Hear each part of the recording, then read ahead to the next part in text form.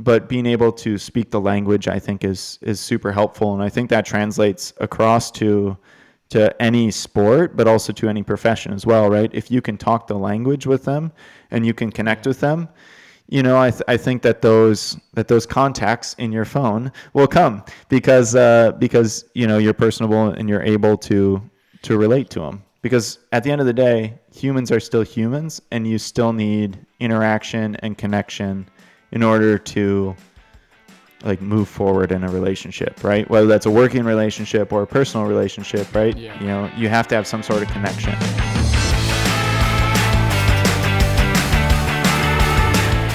What's up, everybody, and welcome back to the Stable Cyclist podcast. My name is JP, and I am so very glad that you are here today with me.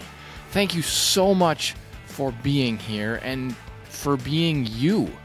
It is the month of May, and that means we are in Mental Health Awareness Month as well. And if you're new here on the Stable Cyclist podcast, we are very much about bikes and mentality and life, but we are 100% also about mental health.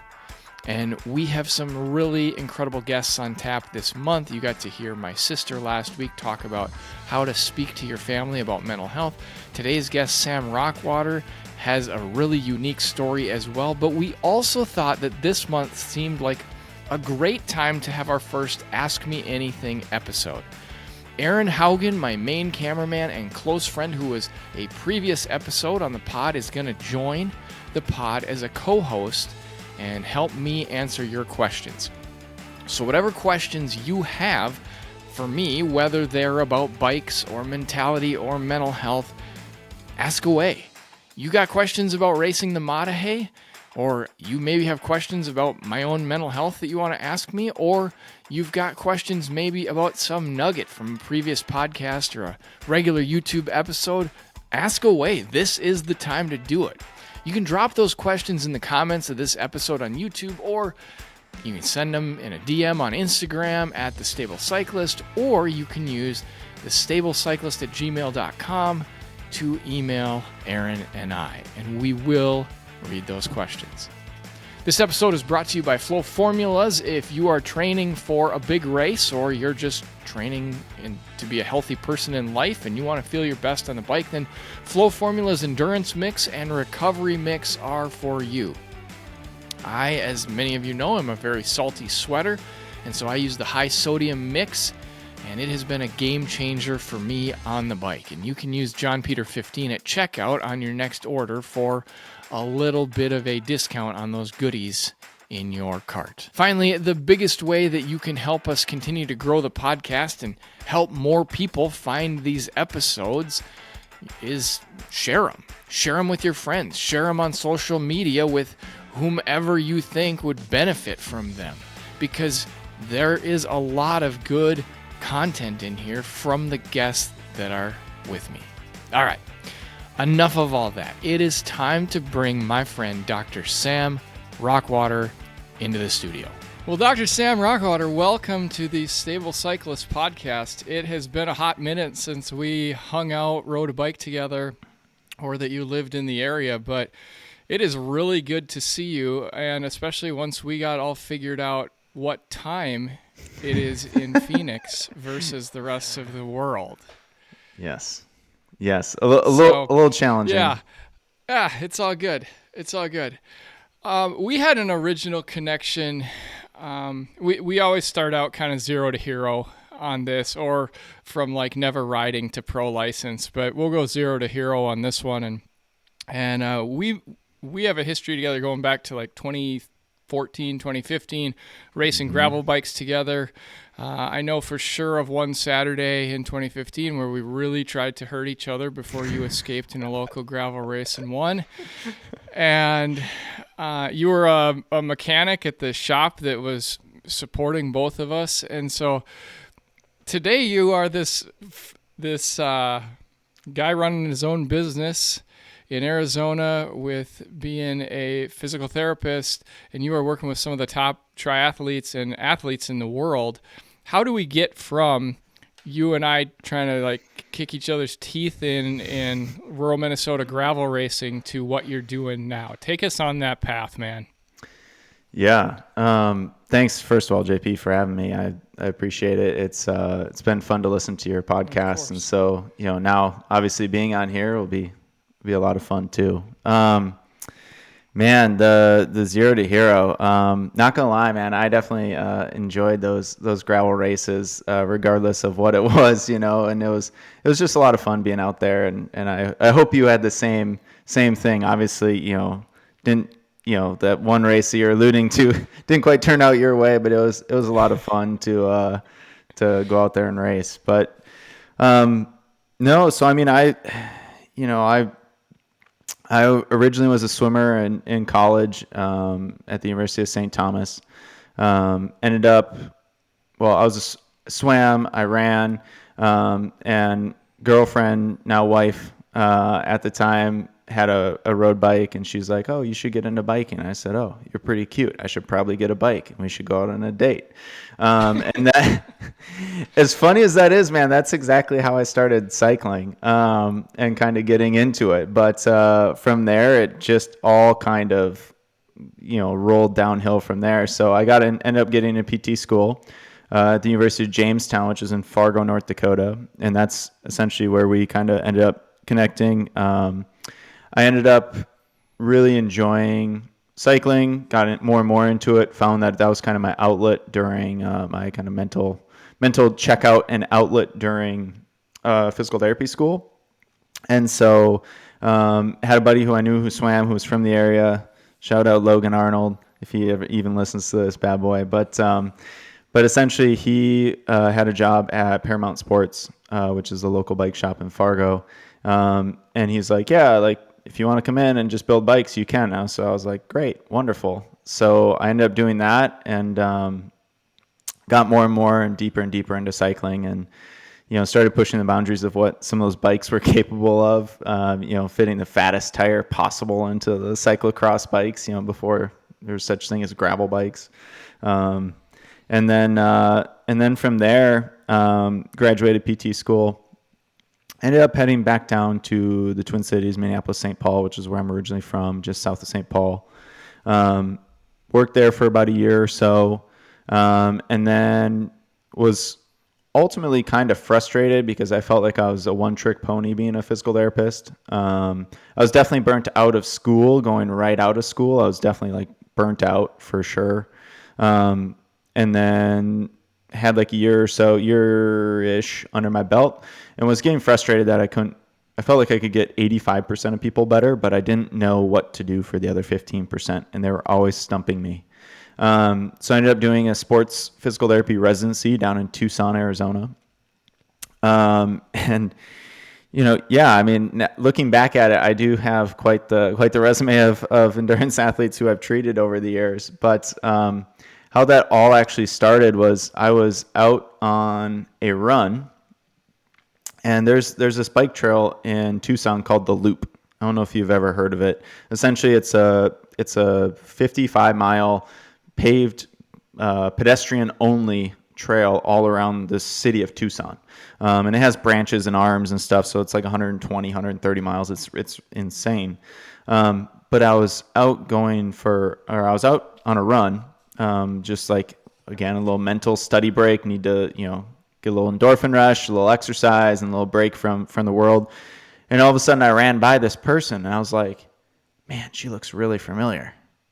And I kind of like look back and do a second take, and I realize it's Heather Jackson and Lindsay Corbin. They're out on a run. I don't know. For those of you who don't know, Heather Jackson and Lindsay Corbin are kind of legends in the triathlon world. They have been multiple times in long course triathlons, so in the Ironman series and stuff like that, and multiple wins under their belts, and top 5 finishes in Kona. I mean, they're just absolutely amazing humans and athletes. And so, anyways, I kind of turned back, and they kind of looked back at me like, I feel like I know you from somewhere. They definitely didn't, I'm sure, but anyways. I got done with you my wanted run. them to think that.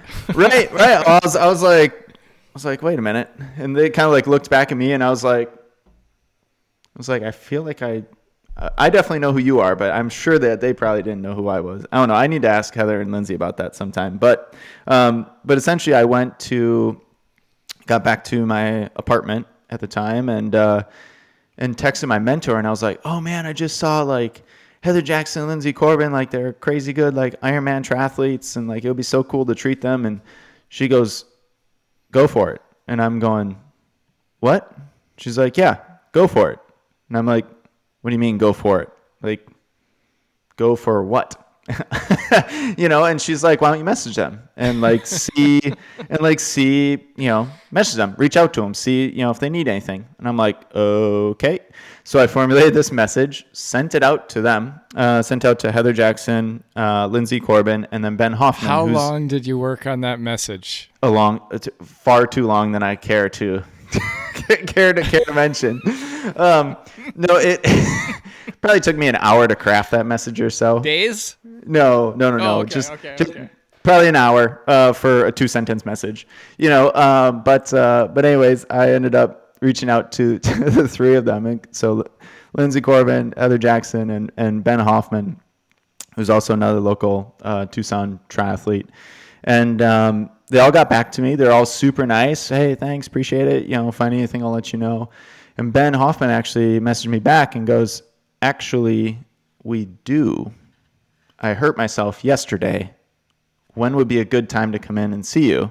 And I was like, oh my God. Like, what is going on? I don't know anything. And I'm like, here at this point in time, I'm, a year and a half out from physical therapy school, and just starting my residency. Really don't, still learning the craft by all means.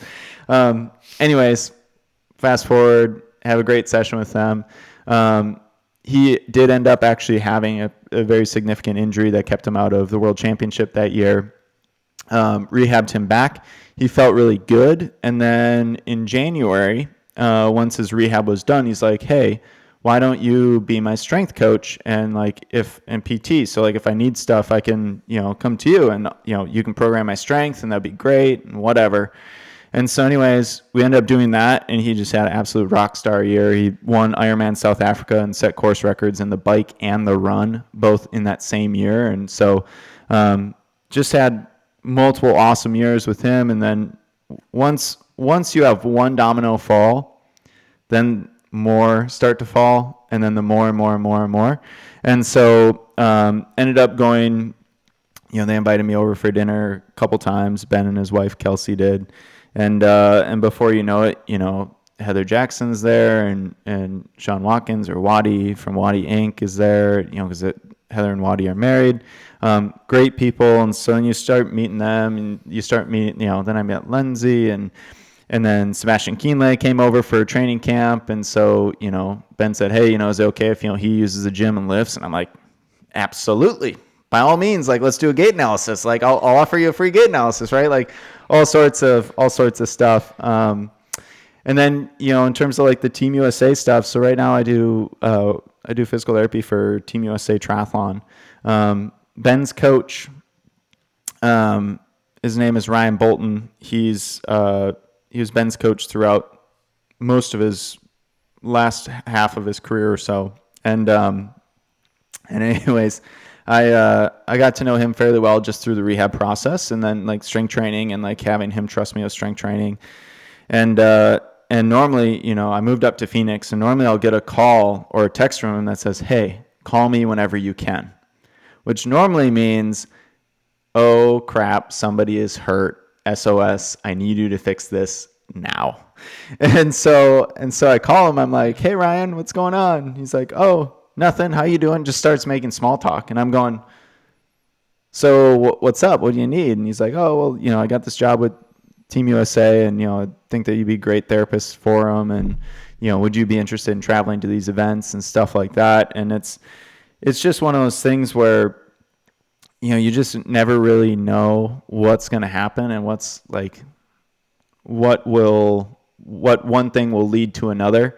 And you start meeting these people, and then before you know it, Ben is referring, Lionel contacts Ben, and Lionel Sanders, who's another pro triathlete, contacts Ben Hoffman, is like, hey, I'm injured. who do you go to? Who's your guy? And then, before you know it, I'm starting to see everyone and anyone who's coming through Tucson. But that's my very long-winded answer of essentially where I am and what I've got to. But yeah, so now I have my own private practice, and I'm seeing all those people, and I travel down to Tucson once a week, and yeah, it's been good. It's been good. Right on, man. This is so awesome. Mainly because I know you, and I Sure. I think back Yeah. to like the hardworking guy on a gravel bike where we're talking or we're hobnobbing in the bike shop, Yeah. and to get to see what you're doing. I remember the first time I knew you had gone down to Arizona, and I had seen on social you were working with Ben Hoffman, and I didn't really know who Ben was other than like this guy's a good Ironman person, but I'm a Lionel Saunders subscriber on YouTube, and one day he's going in for treatment, and he's like getting dry needling on his hamstring or his glute, and they his cameraman Talbot zooms out, and it's you, and I was like, oh my gosh, like you are legit working on the best in the world right now. So that was amazing to get to see. Like you said, you are starting to do some work with Team USA Triathlon, and I see now that you're in places like Abu Dhabi and Korea and also really sexy places like Canada. But Yes. are we gonna see you potentially in Paris at the Olympics with these guys with the Olympic triathlon team, or is that not in the cards yet for you?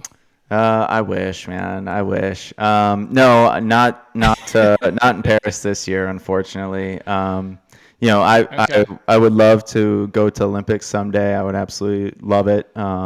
It's been a dream of mine. I don't know why, but since I was a little kid, I was obsessed with Olympics. Like, I would sit down and I would watch the entire opening ceremony, all of the countries walk through, right? Before it got all abbreviated and stuff like what we see now, right? So they used to show the entire opening ceremony, and I would memorize all the flags, all the different countries, and like I would just sit in front of the TV just absolutely mesmerized by it. So unfortunately, I'm not going to Paris this year. I would love to go to Olympics someday, maybe 2028 in LA. It's right down the street. I can literally drive to it. It's a 6-hour drive, but I can literally drive to LA. Yeah, hopefully in the future. Unfortunately, not this summer, but I do have a few really fun trips coming up with them to Germany and heading off to Italy in 2 weeks here, and then back to our lovely neighbors to the north, back to Canada later on this year. So. Are you at least going to like the Quebec region where you feel like you're in a different country compared to like Manitoba? Yes. I'm going back to Montreal, Canada. So whenever you go in the shops there, they look at you, and I'm fair-skinned enough. I grew up in Minnesota, and so they kind of like look at you and they speak French to you, and you kind of cock your head to the side, and then they instantly switch over to English, and then it's no big deal, and they kind of I think they kind of low-key judge you, but is what it is. They judge us as Americans anyways, so it's fine. Yeah. It's fine. So, you mentioned earlier that like that message with Hoffman was really the first domino to fall. And I'm so intrigued looking through your social media. And I also run into a lot of people today that think like the path from where you were as a mechanic in Fargo, going to school in Jamestown, to where you're working with all these pros is linear, and it was easy to get to. And I sometimes see you do like ask me anything questions on social media, and some of the questions people will ask you will be like, how do I start working with the pros? And your response, you're always so gentle to them, but everybody wants the shortcut. And you talked about, once the first domino fell, then the rest started to go. But like I've had experience on a level that like has taken me years to get the domino to fall. How hard for you was it to get that first domino to fall? Yeah. Because it wasn't just a text message that you sent out, Correct. This is about grinding essentially, right? Yeah, correct. I just kind of laugh and smirk because I get that question all the time, right? How do you get to work with pros? How do you get to be where you are? And the short answer is I worked my ass off. And that's really the short answer to it. And I don't want to sound egotistical at all. But like that's the short answer to it. The long, gentler answer is there's a lot of trials and tribulations, and there's high points and low points, and very high points and very low points that essentially get you to that level. And there's a lot of sacrifice that goes through it too, right? I knew, going down to Tucson and, that residency. And I mean, there were times where, we had to punch in and punch out. Even though we were salaried, we just had to punch in, punch out. And there were times where I was for a work period, I was at 110 hours, 120 hours. So that's 60 hours. Yeah, that's 60 hours in the clinic. And that's not even the stuff outside of the clinic. When I go to the high school on Thursday nights and Friday nights and go there from, 4 o'clock to 11 p.m. at night. I mean, I was, admittedly, I was a transient husband. My wife was essentially, gone, or, I was essentially gone, and, to get to that point, the first domino is definitely the most challenging. And I tell a lot of young clinicians this, or people who are aspiring to work with pro athletes, is that, it takes sacrifice for sure. And you also too have to have somebody who's very willing and understanding in your support system to be able to do that, if that makes sense. Because I know that I was gone all the time. I was working my ass off, and finding that first domino. Yeah, a little bit of it was luck, in terms of, I just happened to message him, and he happened to get hurt literally the day before, right? But you talk about sometimes stars align, and things happen for a reason, and I never wish injury on anyone, right? I don't wish that. I wish that I would be able to all of a sudden not have a job, but that's just not the case. As long as there's human intuition, there's going to be physical therapy for that you need for it. But yeah, I think that I took a lot of time to learn the craft and of physical therapy and of rehab, and then really trying to hone into a certain niche, which is endurance athletes, and learning as much as I can, totally just engrossing myself into the culture, into that. And that can be challenging to a certain extent, for sure. But I, generally speaking, social media is good and bad. I made it more of a goal moving forward here to show more of the bad and the struggle, because it's so glamorized, in the sense that, we only show the highlights of life, but we don't necessarily show the lowlights. And I think that, it looks right, like I'm, freaking killing it and, just absolutely, enjoying life to the fullest. But there are days where absolutely, I'm sitting on in Italy and, on a beach, because, I'm getting paid by Team USA to be out there, but then also too, you don't see is the race day that I'm up at 6 a.m. and that, I go to bed at midnight. You know what I mean? That's a long day, and I'm not stopping moving. I'm slamming power bars and protein bars and stuff like that because I just don't have time to eat, and so that's the non-glamorous stuff that happens. And I think that's something too that I think I would like to share more with people, but that would be, something that social media, I think, can portray or kind of twist how they want. But long story short, it takes a lot of hard work and a lot of saying yes to things, whether you want to or not. There's so many times where, I know I'm just going to take Ben, for example, because I have a very close relationship with him and I know he'd be okay with it. But like, there were times where, he'd call me on like Monday at like 8 p.m. or like a Tuesday at 8 p.m. I'm done treating, I'm home. And he's like, I got this thing, like it's killing me. Like, are you able to make it over? And the answer is yes. My wife wasn't super pumped all the time about that stuff, but she understood athletics and she understood like sometimes that's what it takes, right? But when you go above and beyond with people, and you're genuine and you care about them, people will notice. And I think that's something too that has really helped me, is that, I like to think that I'm as genuine of a person as it comes. And, I'm a straight shooter, if something's hurt and you shouldn't, run or ride on it, I'll tell you. But also too, I'm gonna be there for you when you need me, and I'm also gonna be there for you when you don't need me, and being that sounding board. Okay, you're healthy and that's awesome. Like I text athletes all the time, like I have a pro baseball guy, a couple of guys who I treat here in Phoenix, and like, a couple of them, they'll go in and out of like struggles with hitting and pitching and stuff like that. And, I'm just, hey, it's like, I'm here for you, man. Like keep it up, keep grinding. Like you got it, that kind of thing. And, that comes from more a genuine side than not. But I think that's something that people definitely gravitate towards and latch onto, because it's not, in a world where everything is salesy and, make the most money you can and in your face now, done, that I think sometimes gets lost in translation. And I think that is also what helps like that first domino turn into 2, 3, 4, 5, 20, down the road.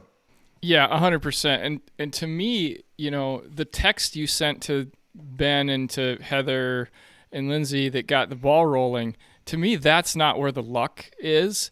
The luck is that you, like, we always talk about, like, you make your own luck, right? By doing all the things before that text that put it in motion, and everything else you're talking about, like, yeah, I'm grinding like crazy still. That's where you're building your own luck into things, and you're making sure, like, no, I'm ready for this whenever this opportunity comes. And that's where I see a lot of people today, especially young people, missing out on, like, no, you just got to go grind. Like, you just got to go grind, and then the opportunity will present itself at some point, and you'll be ready, and you'll hit a home run with it because you're ready. Yeah.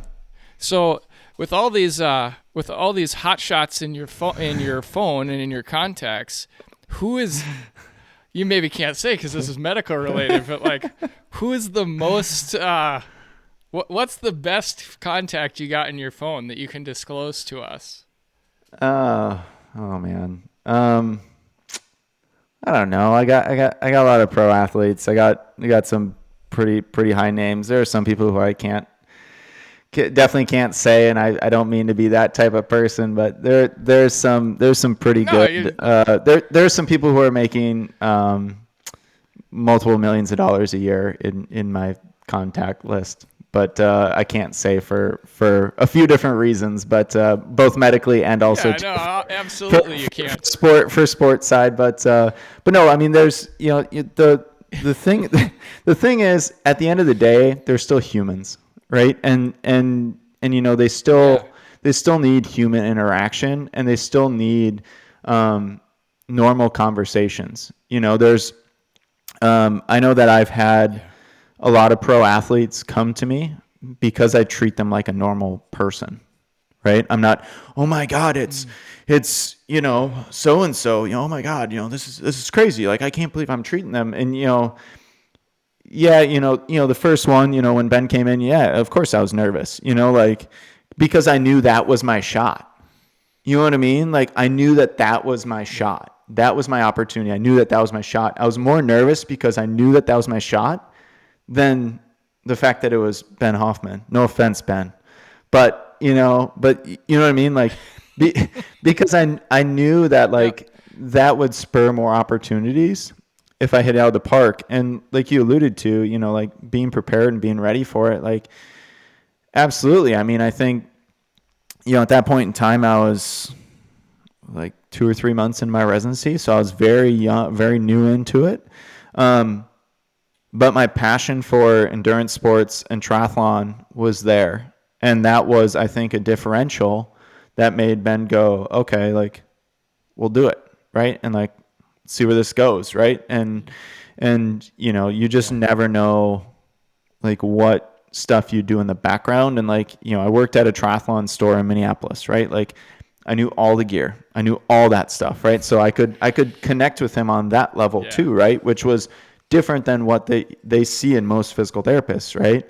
And, of course, you got, paid to ride bikes and, you got all these different bikes and stuff like that, but being able to speak the language, I think is super helpful. And I think that translates across to any sport, but also to any profession as well, right? If you can talk the language with them and you can connect with them, I think that those contacts in your phone will come because you're personable and you're able to relate to them. Because at the end of the day, humans are still humans, and you still need interaction and connection in order to like move forward in a relationship, right? Whether that's a working relationship or a personal relationship, right? Yeah. You have to have some sort of connection.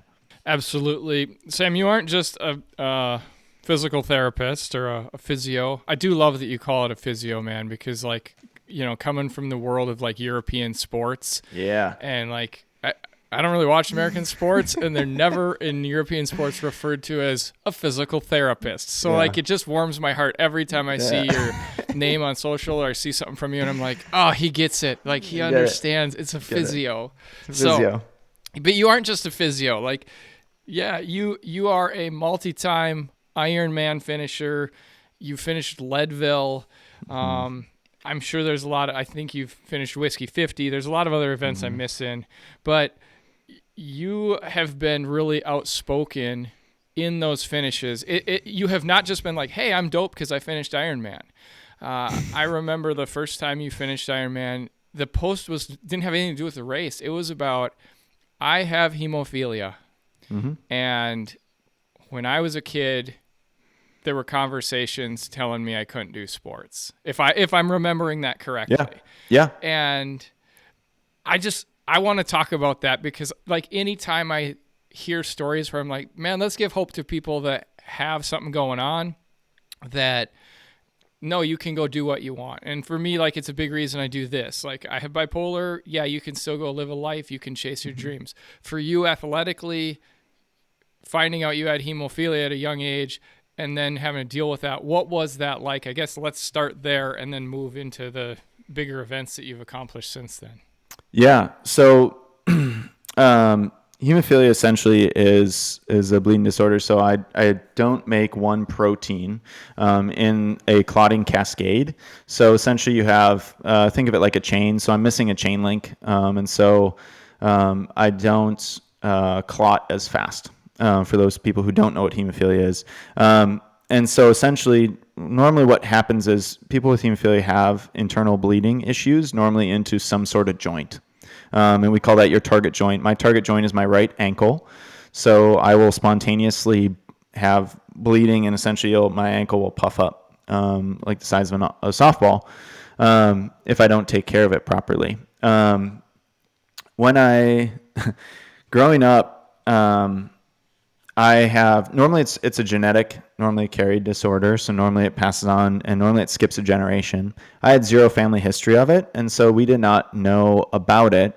And my parents, so I was officially diagnosed at 6 months, but my parents would essentially pick me up underneath the armpits, just like how, you pick up a normal kid, right? And so, they'd pick up underneath the armpits. And then the next day I would have bruising all along my ribs.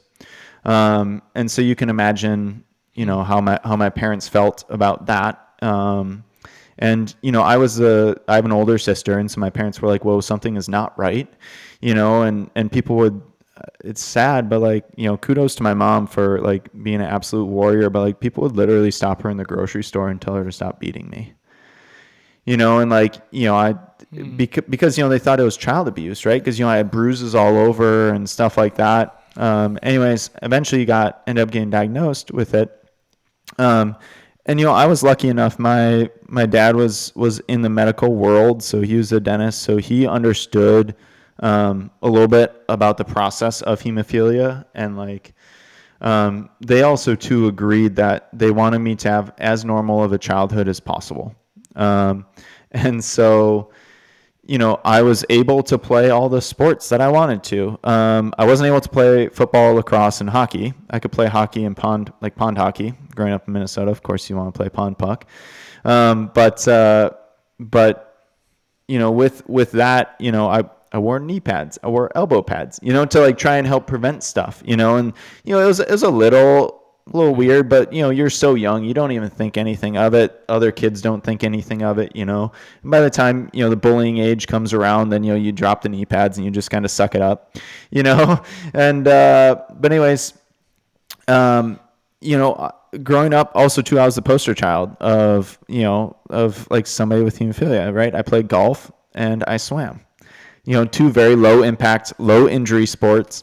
Swimming is great for you, in terms of like muscular, and like weight, body weight and stuff. And so, growing up did that, and then naturally started moving in towards, obviously swam, my wife, then girlfriend, now wife, got a bike and stuff like that. And so naturally kind of started shifting towards that, once I was done swimming. And yeah, I mean, I think that, those posts come from a person who's been told no way too many times, and I remember when I told my hematologist, hey, I'm going to do this Ironman thing. They're like, I don't think you should. I think that's a very bad idea. And they said, no, no, no. And I said, I'm doing it, so we're going to come up with a plan around it because I'm doing it. And, they just kind of looked at me like, oh, he's serious. Okay. All right. I guess we're going to try and figure out what to do. And so I think those posts also too, I know that some of my following on social media is also from we call it the bleeding community. So hemophilia, von Willebrand's, other bleeding disorders. And I know that there are so many people who go, wow, I never even thought that was possible, with hemophilia or whatever. And so I think, those posts aren't meant to be bragging. They're meant to be like, I can do it, so can you, right? And make it be more of like an inspirational post. And like, hey, again, this isn't the glamorous side. Like the glamorous side is getting the medal and finishing and, the time and all that stuff, and, the non-glamorous side is the stories that I post afterwards where I can't even walk for 1 week, of doing the Ironman, right? Like I remember doing the last Ironman that I did, it was Ironman Arizona in 2019. I literally could not walk for a week. I was hobbling for an entire week, and I'm like, this is stupid. I've crossed the threshold now where it's not worth it anymore. But I think those posts are more to like help inspire people and just get people moving, because oftentimes in the bleeding disorder like community, depression is a very big thing when we talk about mental health. Physical health, obviously, the bleeding into the joints and stuff like that. And when you're not active, me and you both know, when you're not active, you don't feel as good. And when you don't feel as good, then, things can really start to spiral for a lot of those people in that community. And so, if I can be one beacon of light and like, if I can be inspirational for one person and just get one person moving, I feel like that is 100% worth it, and that's I think more what those posts are to me. And also too, it's also like hey, I did it, mom, kind of thing, where I'm a little bit more like I did it, like I worked really hard to do this and I did it, and it's like that's kind of more, I guess, my MO behind some of those posts and like with the hemophilia and stuff like that. It is, it's like mental health diagnosis. It is undeniable or inseparable from your regular life. It is part of who you are every day. And so when you are able to, accomplish things, not necessarily in spite of it, but with it, it's that much sweeter and worth sharing to others, because of the value to it. But to me, we keep talking about like, social media, and I apologize that so many of my references That's all are, but right. the That's reality all right. is we haven't lived near each other in like 8 For a years. while, So yeah. I glean a lot through your social, but Of course. to me the most transparent part of your story is that in the fall of 2018 you lose your dad, and Yeah. you had gone off to Arizona. The amazing part of the Ben Hoffman story is like you go find Ben Hoffman and away your practice goes, Hmm. as far as ramping up. But at the same time, you're in the process of losing your dad, and I think I'm right that when you moved out there, you kind of knew he wasn't in real good health, and you went Yeah. anyways because he kind of gave you the blessing that like go chase your dreams. What was that like, being in that situation where like, dad's not doing very good. I'm medical enough to know what's wrong, and yet I need to go do this. Yeah. Extremely hard. Is I think the first thing that comes to my mind. Yeah, in the fall of 2018, or really in the summer leading up to it. So, my dad ended up passing away on October 18th, 2018, and prior to that, for about the past year and a half prior to that, he was sick and he had multiple different forms of cancer.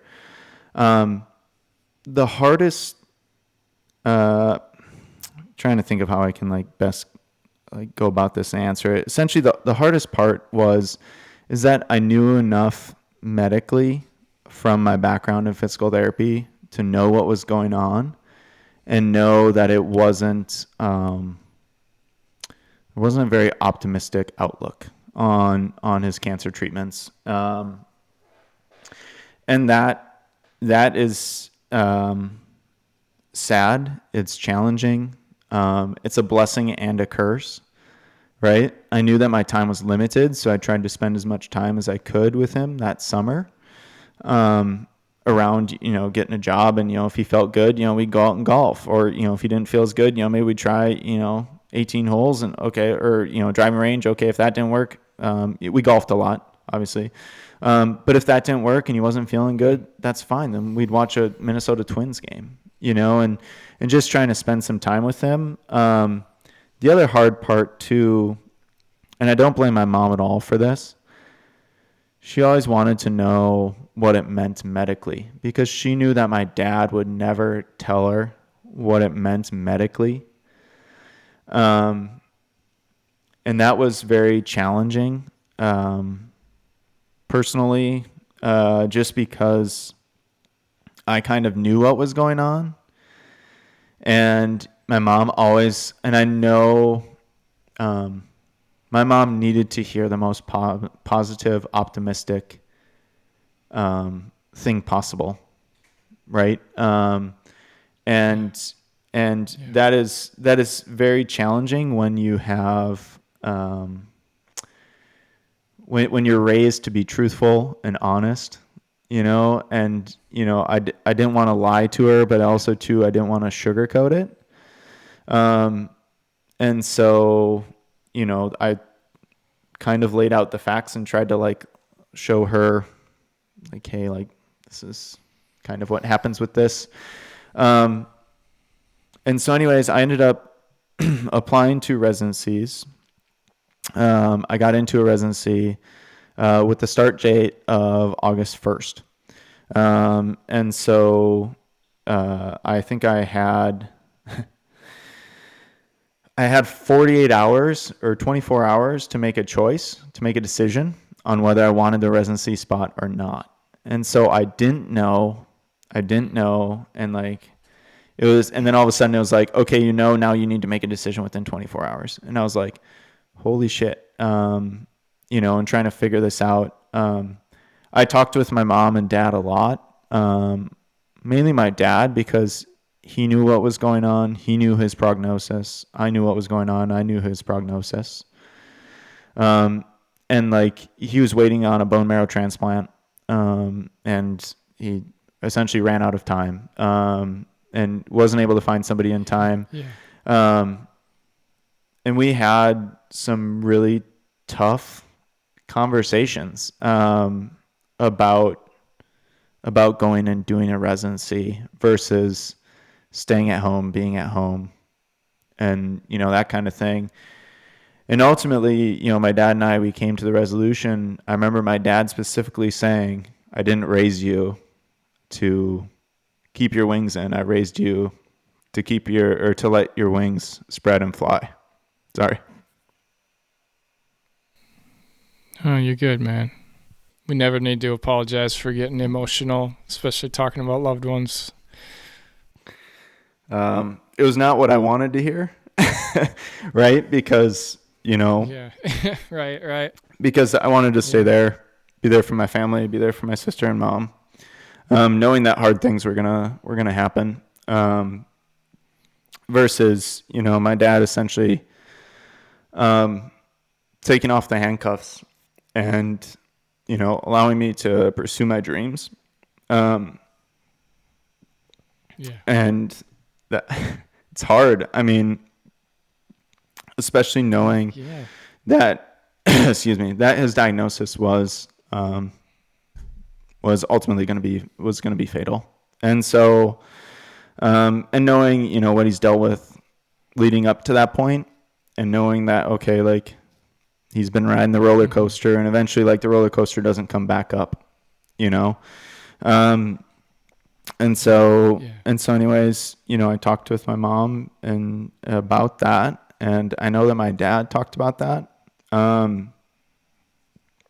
And I think that was hard. That was hard for her, for sure. Because, she just wants family to be around, and, they were married for 27 years. And she doesn't know any different, and I can't even imagine, losing your partner of 27 years and all of a sudden, oh, by the way, and your son is halfway across the country, right? And so, and he's in the middle of this residency, and he's working, and I just remember getting a phone call, and I would call my dad almost every day, just talk, check in, see how he's doing, talk about sports, talk about the golf tournament, whatever. And normally, I would be the one to call. And all of a sudden one day, I think it was like October, like 10th, 11th or something like that, about a week before, maybe less than that, maybe the 12th. I remember my dad called, and I was like, I just pulled into my apartment and whatever. And, I was like sitting there, and I remember I was on the phone in the driver's seat, parked, car on because it was hotter than blazes in Tucson, AC blasting. But I remember my dad being like, "Hey, I think you need to come home." And I was like, "What do you mean?" Like, I'm like, "What? You come home? Like, what? What do you, what's up? Like, I'll be home, Thanksgiving, a couple weeks, and I just remember my dad going, you need to book a flight and come home. And I all of a sudden hear my mom just lose it in the background, just bawling. And I think that's, obviously that was very tough, to hear that. And, I contacted my employer, said, "Hey, I'm gone, like, family first. Like, if you fire me or quit me from the residency, it is what it is. Like, I'm out of here. I'm gone. I'll be back, but I need to go take care of family." And obviously in the next coming days or whatever, my dad and I had lots of conversations, and when I ended up coming back to Arizona, I think, obviously your podcast about mental health and stuff like that. And like, there were some extremely, extremely dark days, where that was, I was still trying to work through it. We ended up having his funeral. I flew home 2 days later. I flew back to Arizona 2 days later, which was an absolute mistake. 100% a mistake. I was not ready. I should have been another week or two up in Minnesota at least. But I flew home 2 days later and just buried myself in work as a way to cope and get around, the depression with his death and surrounding his death. And, I'd check in with my mom, and, obviously she wasn't doing very well at the time, understandably so. I mean, you lose your partner for 27 years. I mean, my sister wasn't doing well, and it was extremely challenging coming back to Arizona. And I buried all my emotions and buried everything in work. And so, I think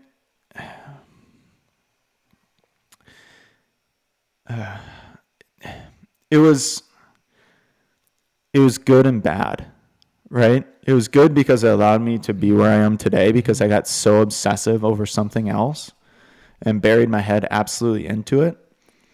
But bad because I never really processed it properly.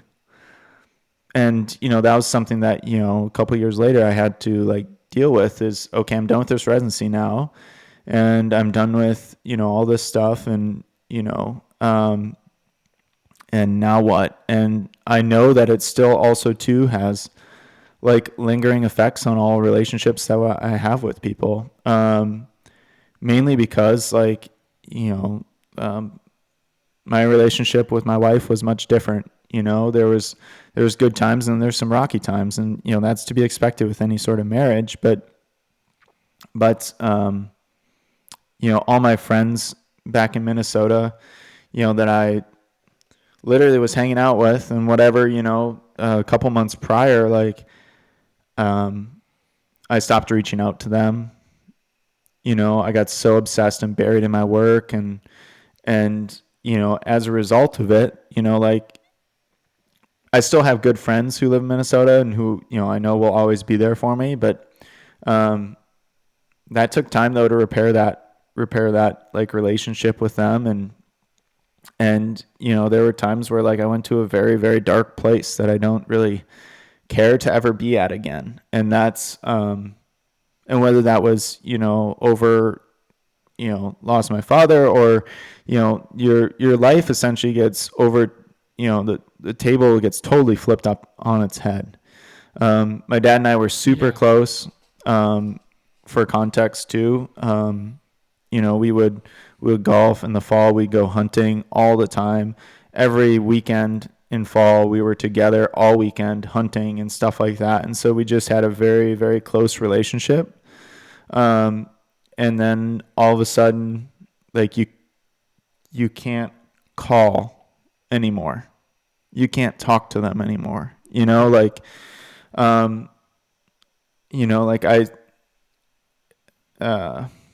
are so many questions and so many conversations I would love to have with him, especially now starting my own business, because he was his own business owner. He was a small business owner as well.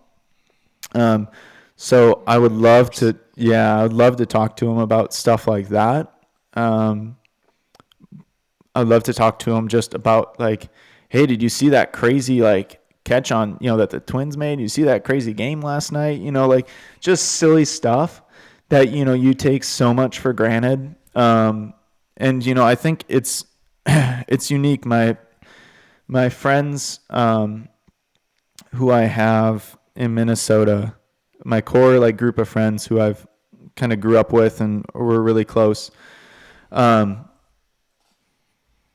3 out of the 5 of us have lost our dads already, which is kind of crazy. One lost in high school, and then one, and then mine, and then one other shortly afterwards. And so, whenever I see people and they're not appreciative of family and stuff like that, it always kind of doesn't make me mad, but it just kind of man, you have no idea what you have, because they have no idea what things they would be missing if they can't talk to that person, or they didn't have that person. And there's a lot of life things that I think I'll be eternally sad just because I won't physically get to see that, right? Like if my wife and I are lucky enough to have kids, Yeah. like my dad would never be able to hold them, like physically, right? But I know mentally and spiritually and emotionally, like he will be able to, and he will 100% hold them. But it's something where I think it's you don't realize until it's gone. And I think that losing my father was extremely challenging, and I was lucky that that I had enough of a support system to hold on a little bit, and get me through some of the darkest times. But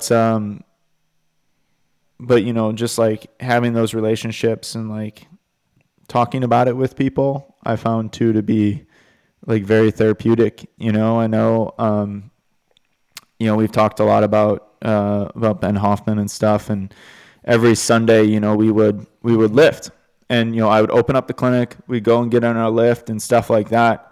And I mean, man, kudos to Ben. And Ben, I really hope you listen to this. I'm definitely going to send it to you. But like, and I'm sure he knows. But like, those lifting sessions, especially after I lost my dad, like those were my therapy sessions, like 100%. And like, and that helped me get through some of that. And then,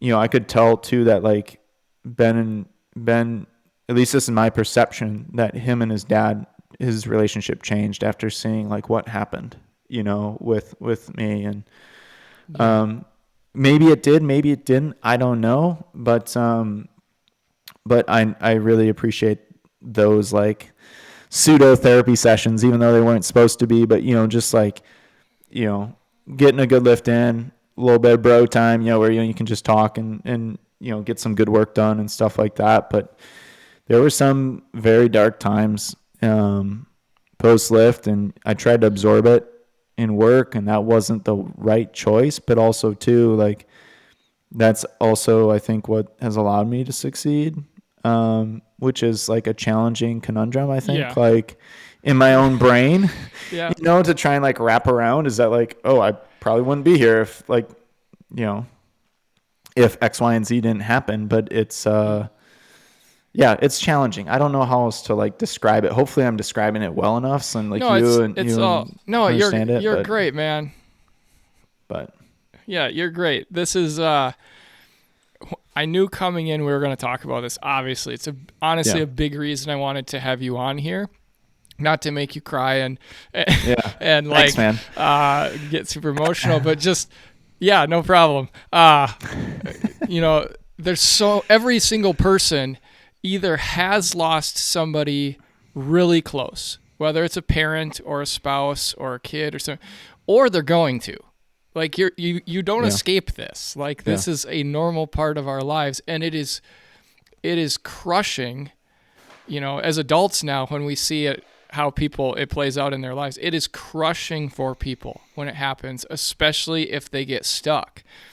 And I had always kind of watched you from afar and been like, this was insanely hard, but he didn't get stuck. And I had kind of thought, I wonder if he buried himself in work, which I totally understand. Like, like that's how people that think like we do things. But at the same time, I knew that couldn't have been all you did to make it out on this side. And obviously you're never going to not miss your dad, and there's always going to be that heaviness and that hole that you carry. But, you did find those sessions with Ben to be beneficial. And I'm sure there's other things you did as well so that you didn't get stuck. And that's really why I wanted to have this conversation, because I knew, we have a friendship, even though if it's very old, but like I'm trustworthy to you, and we can talk about these things and dig in deep, and people can hear that how they feel isn't so different from how you felt or how other people that go through this feel. And so like, yeah, I just so appreciate you being willing to open up like this, man. It's really powerful. Yeah. No, I appreciate it. And, obviously I knew what the topic was a little bit coming into it. And I was told myself, you're not going to cry, Sam. Don't do it. And sure enough, here I am. But I think, it was 2018. That was almost 5.5 years ago. Right. Like, Yeah. and, I still miss him every day, and it's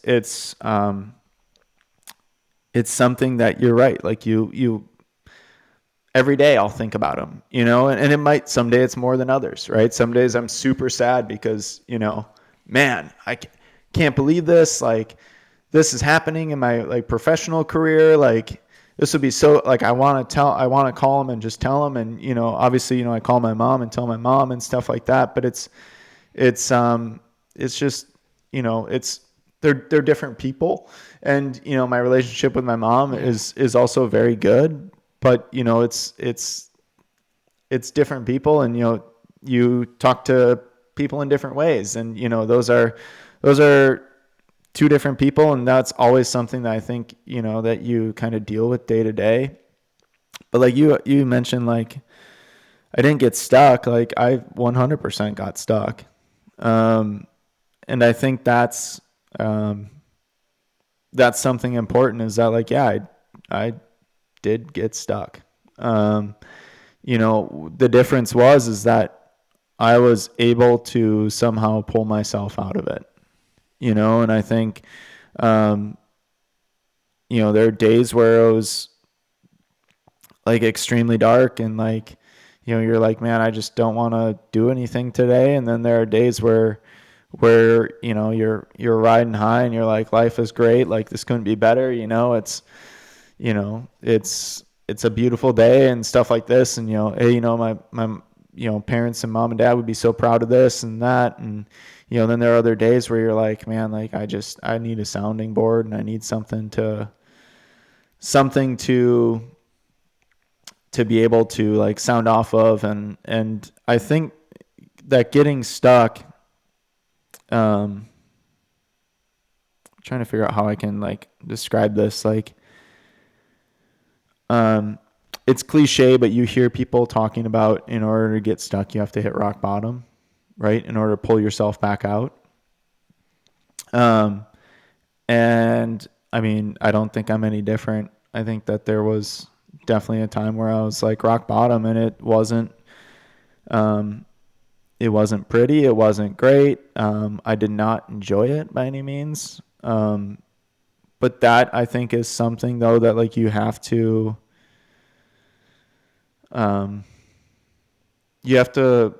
look at yourself in the mirror and say, like, there's something more to this. And I know that, like, I'm put here for a certain reason, and my reason is not to sit on this couch all day. My reason is to go out, and in my case, go and help people and like recover from injury, and like help them achieve like higher sports performance than you ever thought you could. And I think that's what I think helps get you out of that. And then your network and your resources that you have available are like your tow rope. And essentially it's up to you, though, to give it the gas and be able to, they're pulling you, but you also have to give it the gas in order to get out of that rut. And I think that's what was there, is that I had a lot of people pulling for me, especially after, my dad passed. Like, the thing that people don't talk about is that you have a ton of support the first 2 weeks after they pass, and then it all goes away. Yeah. Right. And that is the hard part, right? Like, that's also too, when you just start processing what the hell just happened, you're like, okay, they're not here anymore. I still have a phone contact for them. My mom still has his phone. Like, all these different things in the house. What do we get rid of? What do we not? what do we pass down? What do we not? And like, that's when you really start processing it.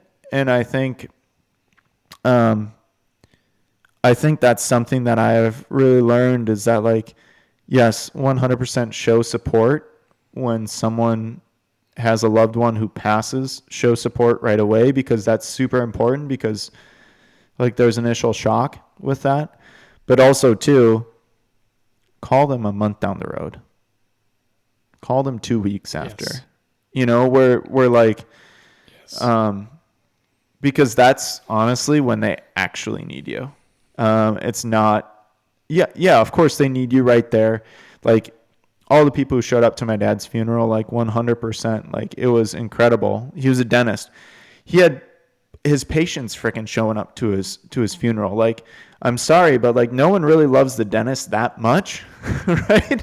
That like they're gonna go and show up to their dentist's funeral, you know. But like my dad was made a difference in their life, that they felt like they had to go away from work and show respect and like come and talk to us, right? Like, you know, and like that was also extremely healing, you know. But like when I really needed people was like 2 weeks, 4 weeks, 6 weeks, 8 weeks, 6 months.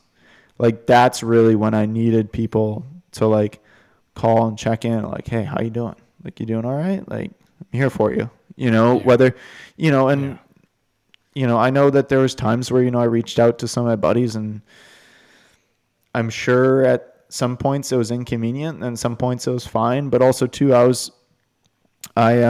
shut down, and that was not great. And that I think was what led me to get so damn stuck before I actually like got out of it. But I don't think,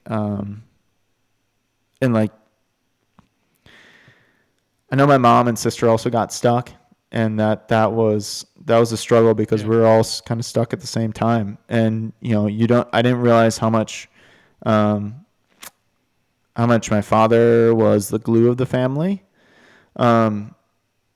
Because, you know, everyone kind of has their own role in a family and that kind of thing. And, you know, you never realize how much is the glue until you don't have that person. But that would be, I think, my biggest piece of advice for people who's like listening, and like, if they know somebody who has had a loved one pass, especially like a parent, or a spouse or something like that, just go check in with them.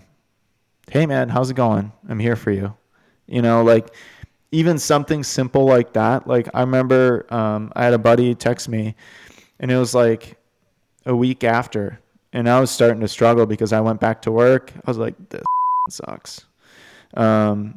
You know, I'm grinding. I'm seeing all these patients. All these patients are like, oh, where'd you go? You know, for the past week and a half. And then you have to explain to every single patient, hey, my father passed. And then they're like, oh, and then why are you here? And then I had to answer that question. You know what I mean? So like, you know, it's like it slaps you one way and then it slaps you the other way. You know, it's like, oh, where were you? Oh, my father passed. Oh, I'm so sorry to hear that. Wait, why are you here? And then it's like, oh, get slapped back the other way. But I, you know, also too, like, don't get me wrong. Some of my patients also too, like, I think they provided me more therapy than I provided them. You know, and you know, you're open and whatever to those patients, and like, you know, you get that same amount of energy in return. And I think, you know, just being there for people is so important.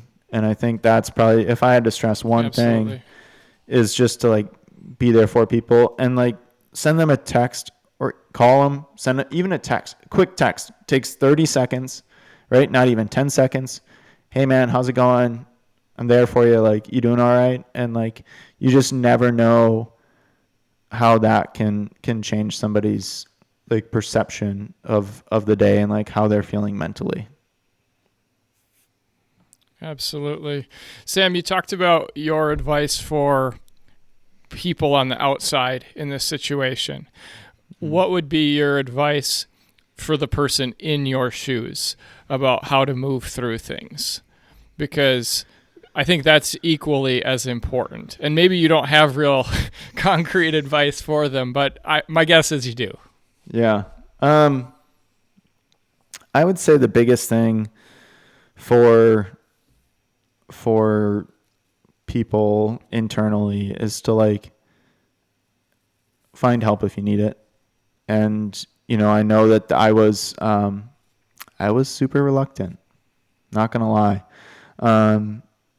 And as any Midwest family would be, right? You kind of keep your cards close, and that kind of thing. And I was super reluctant to talk to people about it, to admit that I was struggling with it, and like talk to it, because I was just trying to bury it. I was trying to bury my emotions and stuff like that. And I finally, I went for my like once a year physical, and they always give you those depression screens and stuff like that. I'm in the medical world. I give those depression screens to people too. I know how to cheat them really well. Yeah.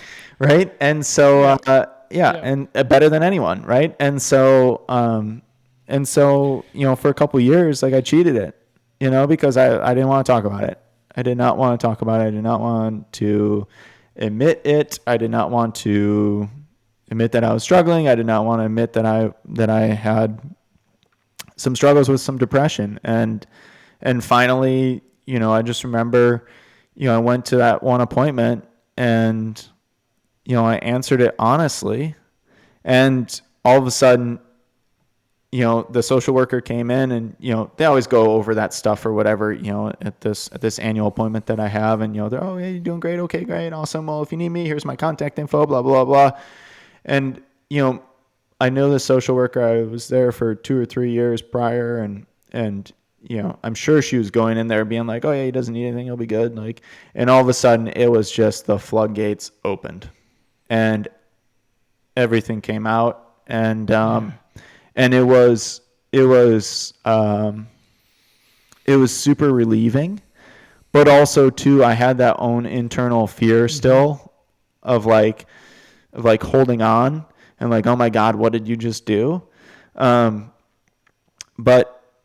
after like started doing some of those sessions, like I felt way better. But don't get me wrong, it was a struggle to like dig yourself out of that. But it was something though where, all of a sudden, the water level was rising. It was starting to spill over, and that was spilling over into my personal relationships and also to my own like mental health. And finally I was like, okay, I gotta talk to somebody about this. And, trying to be the glue and take place of my father, and, living halfway across the country, that's really, really hard to do. Right. And, trying to take care of my mom, trying to, make sure that my sister's okay. And,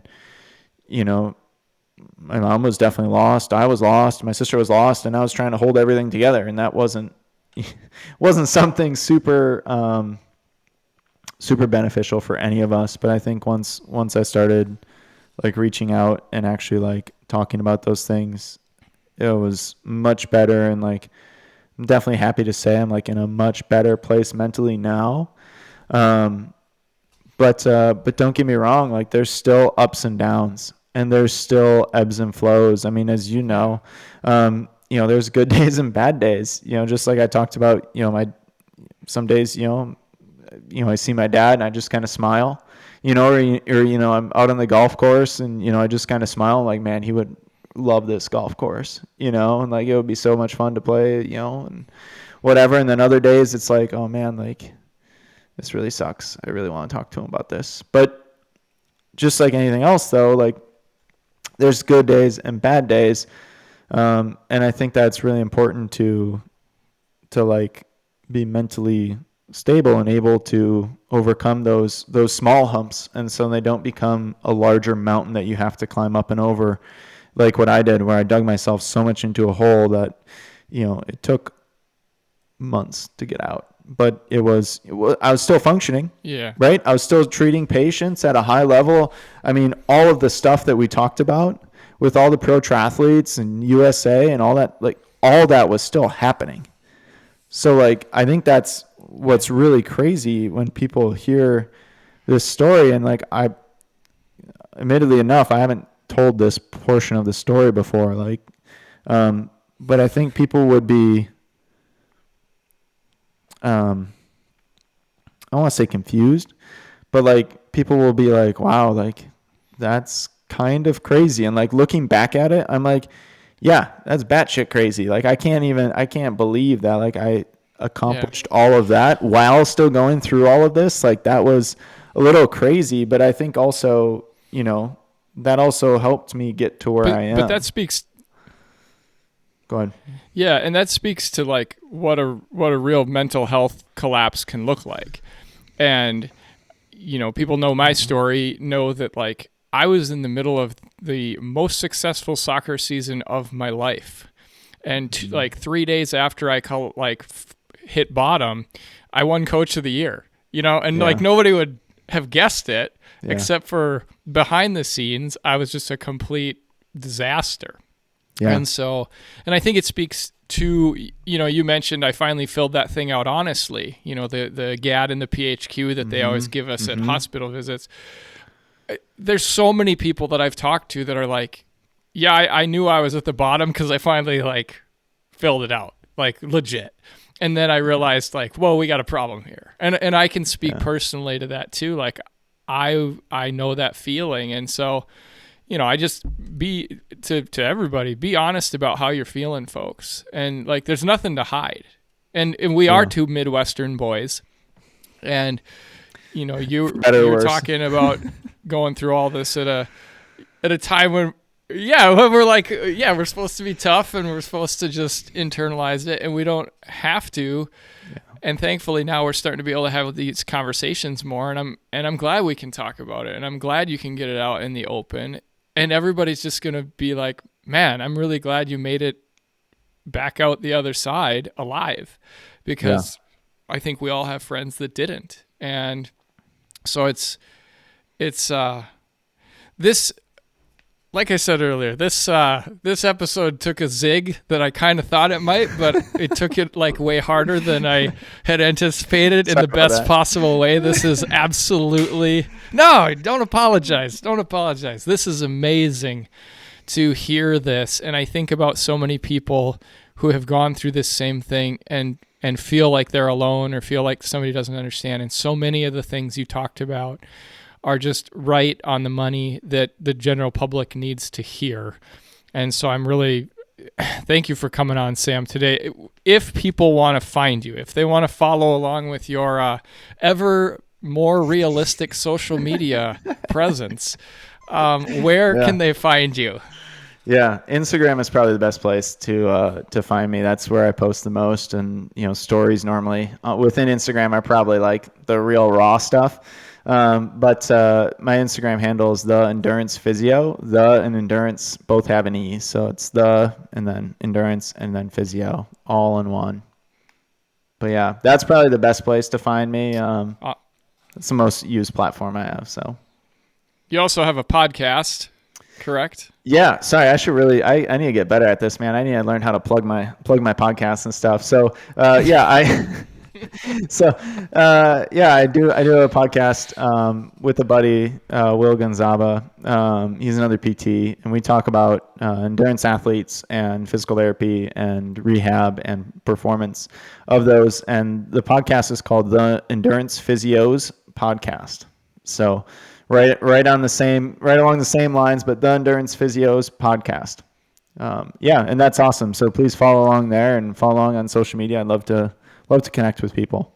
Yeah, and it is a deep dive into the world of that is you. I've loved the episode on foot strengthening, and I loved the episode on heat management, and it's all kinds of goodies in the nerdery. So yes, it's real good stuff if you're into science-based treatment and all that. So Sam, it has been awesome, my friend. Thank you so much for coming on today and hanging out with us. Yeah, thanks, JP. I really appreciate it, and thanks for pulling me in. And obviously, we took a deep dive, but I think a lot of people will be able to relate and connect with it. So thanks, I appreciate it.